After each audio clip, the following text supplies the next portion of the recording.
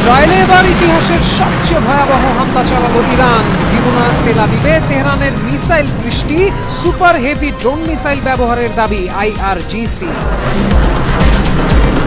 Iran Israel যুদ্ধে উত্তেজনা চরমে, সংক্ষিপ্ত ও অস্থায়ী যুদ্ধবিরতির প্রস্তাব তুরস্কের, আলোচনার সুযোগ তৈরি হবে ধারণা আঙ্কারা, আলোচনায় রাজি তেহরানও।